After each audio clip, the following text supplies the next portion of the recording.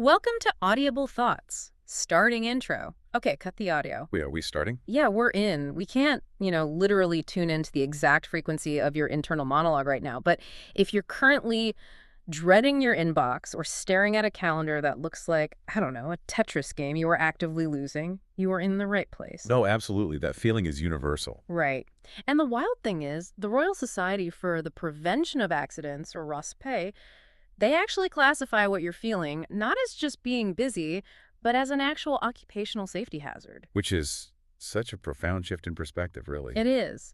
So today we're doing a deep dive into their incredible comprehensive ebook on workplace stress to prove why your burnout might actually be a structural failure in your workplace, not a personal one. Yeah, and ROSPE, being this major UK safety organization, they take a very pragmatic approach here. They completely bypass all the vague wellness jargon you usually hear. Thank goodness. No toxic positivity today. Exactly. Instead, they map out the facts, the legal liabilities, and concrete solutions for stress, just like they would for, faulty scaffolding or heavy machinery. I love that. So whether you're a manager trying to assess the health of your team, or you're an employee feeling the literal physical weight of an impossible workload, our mission today is to demystify what stress actually is, biologically and legally. And we're going to break down how to spot those invisible cracks before they turn into severe illness and, well, how to neutralize those pressures using their proven framework. Right, because it really comes down to equipping you with the knowledge that a heavy feeling in your chest isn't a failure of resilience, it's a manageable hazard. But before we figure out how to manage it, we have to establish what it actually is. Because the cultural definition is, frankly, incredibly muddy. Oh, completely. I mean, I catch myself all the time treating the word stress as just this modern, dramatic synonym for getting things done. Right, like it's a badge of honor. Exactly. I tend to think of it like driving a car up a really steep hill.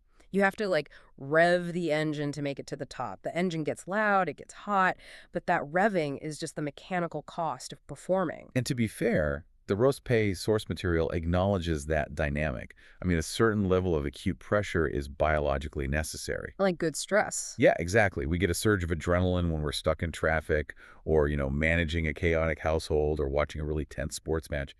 Having a physiological response when you care about something is just your body working correctly. Okay, so the pressure itself isn't the problem then. It's the capacity to absorb and release it. That is the critical distinction, yeah.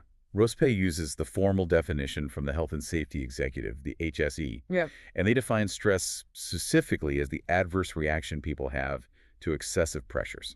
Adverse reaction. Oh, right. It's the point where the engine isn't just revving to get up the hill anymore. The cooling system has failed, and the internal components are literally starting to warp.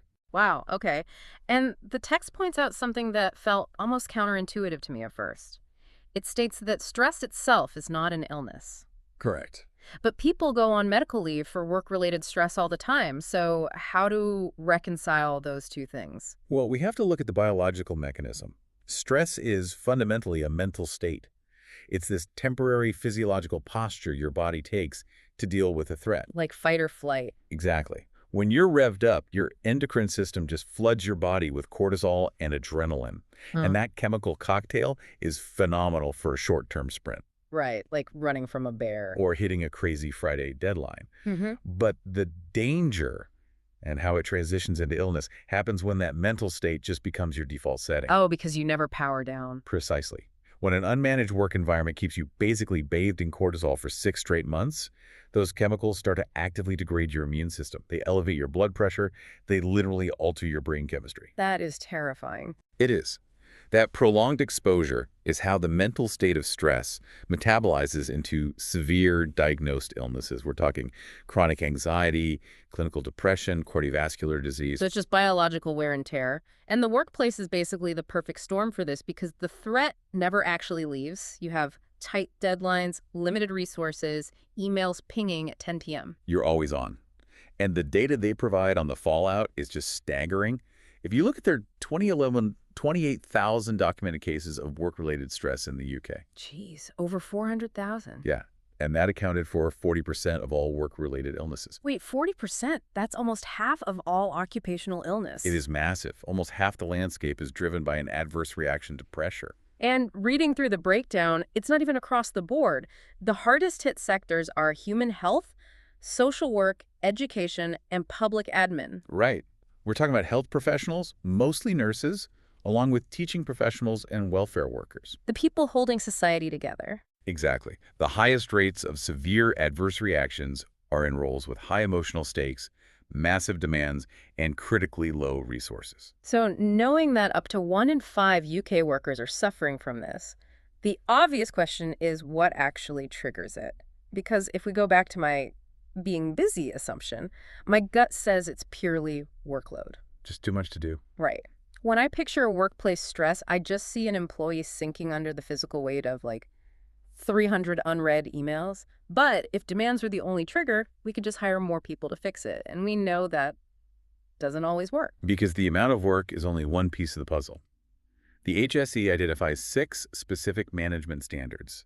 If these are left unmanaged, they trigger that chronic cortisol loop. Okay, so demands is the first one. What are the other 5? They are control, support relationships, role, and change. Let's break those down. Control. I imagine this is about agency. Spot on. Like, it's the difference between driving a fast car on a track versus being strapped into the passenger seat of a fast car with no steering wheel. That's a really good way to visualize it. The speed is the same, but the psychological terror is entirely different. Control measures how much say an employee has over their daily work. So micromanagement is a huge trigger here. Massive. Being heavily micromanaged or being forced to follow deeply inefficient procedures without any authority to adapt them, it strips away your agency. Biologically, that signals to your brain that you are vulnerable, which immediately trips the stress response. Okay, that makes so much sense. Then there's the role pillar. I assume ambiguity is the killer here. Oh, absolutely. If I don't know exactly what I'm supposed to do, or if my manager's expectations contradict my job description, my brain just burns so much energy trying to guess how to survive the day. That friction burns people out so fast. Yeah. It creates this constant state of hypervigilance. And then there's relationships. I'm guessing this isn't just about not being best friends with the guy in the next cubicle. No, the text focuses heavily on unacceptable behaviors. Things like workplace bullying or subtle harassment. We all know toxic behavior is bad, but under this framework, it's not just an interpersonal squabble. It's a structural hazard. Exactly. It isolates the employee and completely strips away psychological safety. Which naturally ties into support. Like, if I have a huge workload, but my manager has my back and my team steps in, I can weather the storm. Right. But if you're isolated and criticized, that exact same workload just crushes you. Wow. And the last one is change. How does organizational change operate as a primary stressor? Well, think about the human brain's primal need for predictability. When a company restructures or leadership shifts, or even if they just roll out major software changes without consulting the staff. Oh, people hate new software. They really do, because it creates this massive vacuum of uncertainty. And the brain interprets uncertainty as a direct threat. If change isn't managed transparently, rumors fill the void, and everyone just shifts into a defensive, stressed posture. Okay, so if an organization is failing on these pillars, say there's zero control and massive role ambiguity, how do those cracks actually show up? Because people don't usually walk into HR and announce, I have a deficit in the structural support pillar. No, they definitely don't. So a manager needs to look past the obvious, right? Like, it's not always someone crying in the break room. Exactly. The emotional symptoms like tearfulness or mood swings do happen, sure. But the cognitive and behavioral symptoms are way more insidious and much harder to categorize. What do you mean by cognitive symptoms? The Rosvea Guide points out that chronically elevated stress hormones literally degrade cognitive function. So mentally, this shows up as confusion, severe indecision, and a sudden inability to remember basic processes. Wait, really? Behaviorally, that must just look like erratic actions, showing up late, missing deadlines. Or becoming hyper-reactive to minor feedback. You also see an increase in twitchy behavior, spikes in absenteeism, and people attempting to self-medicate the cortisol loop. Like drinking more. Yeah, reporting that they need to increase smoking or drinking just to, quote, cope with their baseline reality. See, this highlights such a dangerous trap for leadership because everything you just listed, indecision, poor memory, lateness, if a manager isn't trained to recognize that as a biological stress response. It just looks like an employee who has given up. Exactly. It looks like poor performance, laziness, apathy. Which forces a really critical evaluation for the manager. Are you disciplining someone for a bad attitude, or are you punishing them for having a severe biological reaction to your unmanaged work environment? Man, that's heavy. The symptoms mimic poor performance almost perfectly. They do. Which brings us to the logistical nightmare of tracking this. You can't just put a thermometer in someone's motivation to see if it's stress or laziness. How does a company quantify an invisible hazard? It's tricky. The source mentions using exit interviews to track turnover rates. But frankly, relying on an exit interview feels like testing your fire alarms by waiting to see if the building burns down. The talent is already out the door. That is true. It's entirely a lagging indicator. You cannot save the employee who is currently leaving. Right. However, from an organizational safety perspective, those interviews are crucial for gathering quantitative data to protect the next wave of employees. Oh, I see. If you notice a specific department has a 30% higher turnover rate and the exit interviews constantly point to a lack of support, you found the precise location of the fire. You're looking for the historical trends. Are there other hard numbers a company can look at? Sickness and absence data is the big one. Tracking the duration and frequency of absences can reveal patterns tied to specific teams. Productivity dips are another metric. If a highly capable team suddenly misses targets for 3 quarters, something structural shifted. The source also highlighted accident and incident statistics, right? Because if people have cognitive symptoms, the confusion, they're going to make mistakes. Absolutely. Dropping a pallet, sending a confidential email to the wrong client. But didn't the text issue a warning about accident data? It did. A very sharp one. Tracking errors only works if the organization has a culture of psychological safety. Which means? If management punishes mistakes harshly, employees will simply stop reporting your misses. They'll hide the errors. So your accident data becomes a fiction, and your ability to track stress through that metric drops to 0. So a spreadsheet won't tell you if people are terrified of their boss? Which is why the source leans into qualitative tracking, right? Yes, numbers need context, and context requires human connection. Rospa advocates strongly for informal talks, what they call walking the floor. I found that so fascinating because it sounds incredibly basic. Just walk around and talk to people. It does sound basic, but it's essential. But I suppose if a manager just stays isolated in an office, they only see the polished formal version of their team during Zoom meetings. By walking the floor, you establish a baseline of normal interaction. And that baseline is everything. You cannot notice a subtle change like sudden withdrawal or a cynical shift in tone if you don't know what their normal looks like. That makes total sense. They also suggest formalizing these checks through return-to-work interviews. After any sickness absence, sit down with the employee. It helps uncover if a generic stomach bug was actually a stress-induced collapse. So you can adjust the workload before it happens again. Okay, identifying it is half the battle. But what do we do about it? If an employee is vibrating with anxiety and a manager says, the data says you're overwhelmed, you should relax, that's going to cause a riot. Oh, it would be met with intense hostility. Yeah. It puts the burden of fixing a systemic problem onto the broken individual. It's deeply dismissive. So how does Ross Perot avoid that? Well, managing stress isn't about telling people to calm down.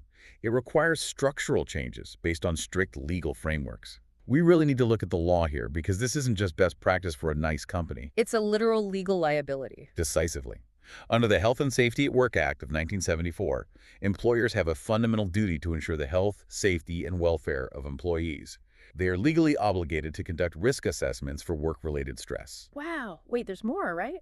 Yeah, the Management of Health and Safety Regulations of 1999 takes it further, legally requiring employers to proactively manage and mitigate those risks once identified. That completely reframes the conversation. It elevates psychological well-being to the exact same legal status as physical safety. Like, a manager wouldn't ignore a sparking electrical wire. And legally, they cannot ignore a team with a collapsed support pillar. Exactly. And the legislation goes into interpersonal dynamics, too. The text cites the Prevention of Harassment Act of 1997. We talked about bullying earlier. And the source makes it clear that bullying causes severe physical conditions, stomach issues, sleep disruption. So a company legally must protect staff from that. Yes. Okay, so with the law demanding action, what practical interventions does ROSPES recommend? Obviously, awareness campaigns and training managers are on the list. They are. But one of the most effective interventions they highlight is ensuring adequate job skills training. See, I wouldn't associate job training with stress relief, but mapping it to the pillars, it makes sense. If you demand an employee use complex new software, but give them no training, their control drops to 0 while demands stay high. You're setting them up for failure, which triggers the cortisol loop. Proper training gives them the competence to regain control. RoastPow even offers specific, one-day in-company courses, like stress and violence in the workplace, to teach management to build these risk reduction strategies. Okay, that covers the corporate side. But while we wait for companies to catch up to the law, RoastPal also provides a personal toolkit, because you still have to survive the day. You do. Their first tip is foundational. Get enough sleep. It sounds elementary, but sleep deprivation is a massive multiplier for stress. When you're deprived, your brain's amygdala, the threat detection center, becomes hyperreactive. RoastPal recommends 6 to 8 hours a night just to keep your biological baseline stable. The second tip is arguably the hardest. Learn the power of saying no and do it without guilt. The text literally gives you a script. Yeah, it's a great script. It says, "I'm sorry, I do not have the time, space, or energy to take this on at this time." Now, reading that is great, but looking a stressed out director in the eye and saying, "I lack the space," feels terrifying. It feels terrifying because you're asserting a boundary in an environment that usually rewards boundaryless compliance. But if you try to be everything to everyone, you ensure your own systemic failure. Right. Setting that boundary is how you manually reclaim the control pillar when the organization fails to provide it. Tip number 3 is dropping unrealistic perfectionism. Mistakes just make you human. Ruminating over a minor error keeps the stress hormones flowing way past the actual threat. Exactly. And tip 4 is incorporating daily physical activity. Which goes right back to biology. When you're stressed, your body preps for physical action, fight or flight. If you just sit at your desk, those chemicals stagnate. Walking, swimming, or cycling literally burns off the adrenaline and cortisol. It physically forces your body back to equilibrium. I love that. They also provide a mental exercise, mindfulness meditation. And I appreciate how demystified it is. You don't need to sit cross-legged on the floor chanting. Right, it removes the whole esoteric intimidation factor. You just sit comfortably upright in a chair for 15 minutes. Lower your eyes, focus on your breath, and silently repeat an anchor word, like calm or peace. When your mind wanders to your inbox, which it will, you just gently redirect back to the word, no judgment. The mechanism behind why that works is so crucial. By forcing your brain to focus on a neutral anchor word, you interrupt the cognitive rumination cycle. You consciously deny your brain the ability to obsess over future threats. Which signals to the nervous system that it's safe to power down. Exactly. It's a manual override. Well, looking back at everything, this journey is incredibly validating. We started by dismantling the idea that stress is a personal weakness. It's a biological reaction to unmanaged pressure. We dug into the 6 standards demands: control, support, relationships, role, and change. And we explored measuring it. Noting that while absence rates and data provide clues, establishing human baselines through open communication is what reveals the truth. And finally, we grounded it in the law. Employers are mandated to reduce these risks. But in the interim, personal tools like boundary setting protect you. This info is your armor. Whether you're auditing your own burnout or watching a colleague become indecisive, you can step in before it turns into physical illness. The core philosophy underlying Roastby's framework is that psychological hazards carry the exact same legal weight as a physical hazard on a construction site. Right. Which offers a fascinating thought experiment. We accept that if a pipe leaks and the floor is wet, a bright yellow warning cone is placed there to protect people. Because slipping is an unacceptable risk. Precisely. So if the law requires equal management of stress risks, what would your current office look like if psychological hazards required physical warning signs? Oh. What kind of hazard tape should be wrapped around the desk of an employee dealing with unmanaged organizational change? Or what does the yellow warning cone look like for a severe lack of role clarity? It completely reframes your environment when you visualize the invisible dangers in your routine. I am literally going to be visualizing yellow caution cones all over my calendar this week. It completely validates the friction we feel every day. Thank you so much for taking this deep dive with us. Take a breath, set a boundary today, and we will catch you on the next one.